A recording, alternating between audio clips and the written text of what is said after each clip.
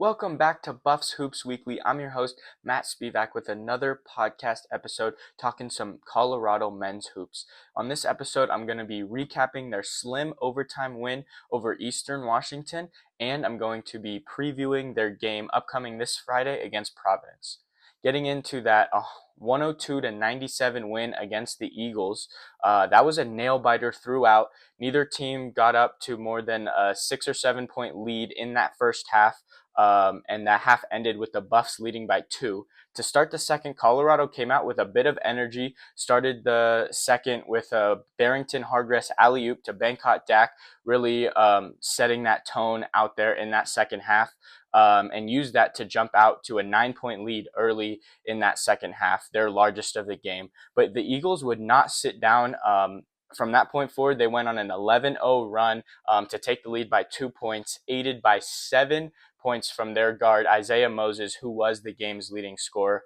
Coming down into the end of the game, the Buffs led by 3 with the Eagles taking the ball down the court with a chance to tie it, and that's exactly what they did.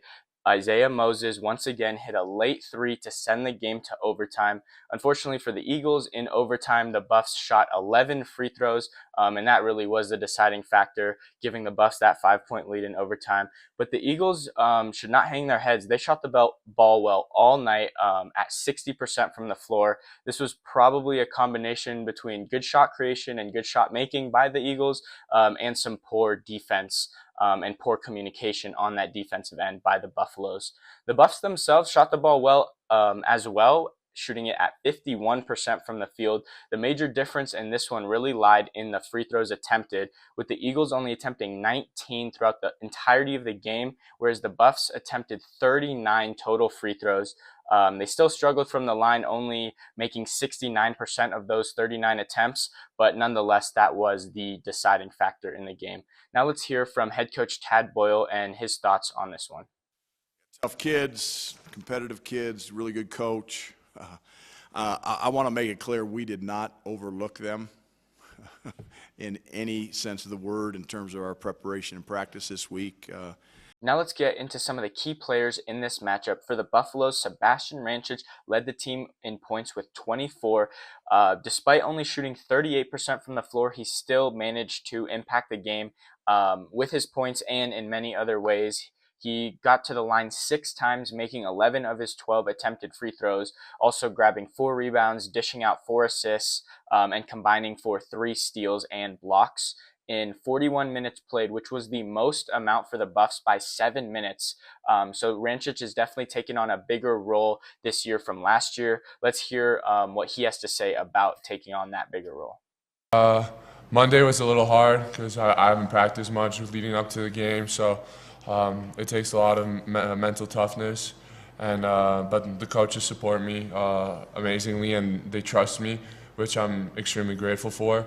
And but yeah, I've been feeling pretty good with my ankle this week. I've been able to ramp it up a little more in practice, and I feel pretty good playing those 40 minutes.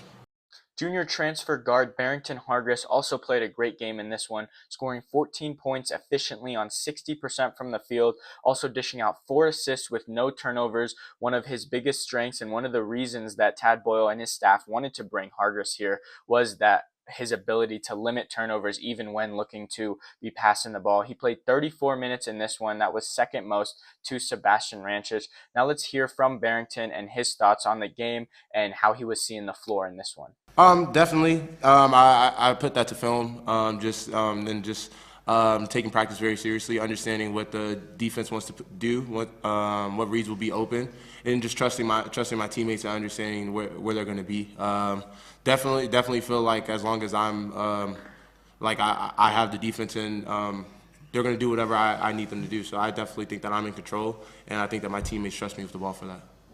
Now let's get into some of the key players on the Eagles side of the ball in this one. Obviously, I mentioned guard Isaiah Moses was the game's leading scorer with 30 points on 57% from the field. He also cashed in 3 of out of 5 of his threes for 60% from there in his 39 minutes played, which was the most for the Eagles in this one. He had 2 rebounds, 5 assists, and 2 steals. Really looked like the best player out on the court in this one. He had stretches where it felt like he wasn't going to miss, the ball just swishing right through the hoop, not touching the rim or the backboard or anything. And then he also had that clutch shot to send the game to overtime. Definitely would label him as the player of the game in this one. And then Alton Hamilton, the fourth, their forward, he also played well, had 18 points on 55% from the field, making 6 of 7 of his free throws, also grabbing 8 rebounds and dishing out 2 assists in 34 minutes played, so the second most for the team. Hamilton dominated the glass in this one, and offensively, he was physical in the paint and able to shoot that efficiently. Moving on to Colorado's upcoming matchup against Providence on Friday at the CU Event Center. The Friars finished 8th in the Big East last year with a record of 12-20 overall. This year, they are currently 2-1, coming off a huge win against UPenn by 25 points. The game before that, they lost a slim overtime game to University of Virginia by 6 points.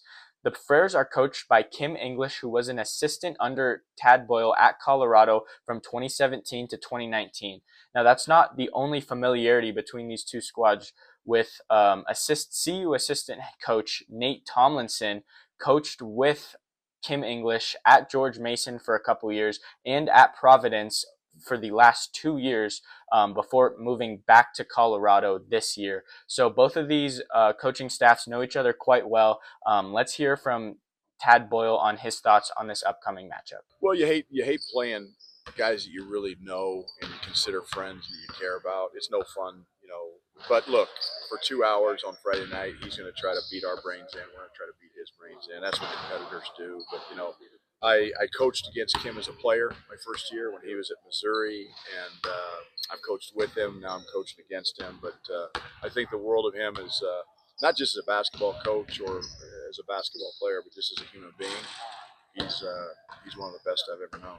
Now let's look at some of the key players on Providence. Through 3 games this season, they already have 3 guards putting up over 15 points per game on similar shooting splits. They have senior Jason Edwards shooting 18 points per game on 44%, senior Jalen Sellers with 17 points per game on 49%, and freshman Stefan Vox with 17 points per game on 41%. They also have 6'10" forward Oswin Arunse, who's their best defender. He's super physical in the paint.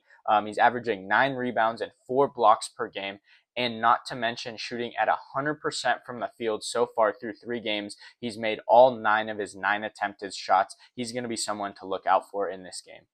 Moving on to my prediction in this one, I think it's going to be really close. Providence plays in a tough conference, the Big East, and I think coaching is going to play a huge factor in this one, considering the familiarity between both coaching staffs. I am going to end up giving the Buffs their first loss in this one, going to give the win to Providence in a close game. I just think that the Buffs youth won't be able to close out this one like they have been able to against Montana State and against Eastern Washington. And then I think this one's coming down to the Buffs' lack of defense. We've seen Colorado offensively been able to keep up with the teams they're playing.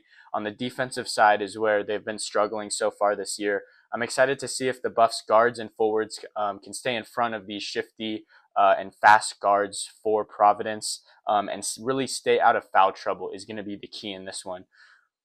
Colorado forward Felix Casares is notably the Buffs' best defender, and he needs to stay out of foul trouble, unlike he did against Eastern Washington, where he only got to play about 15 or 16 minutes because of that foul trouble. He needs to stay out of that and stay on the court for upwards of 25 to 30 minutes for the Buffs to have a real chance in this one.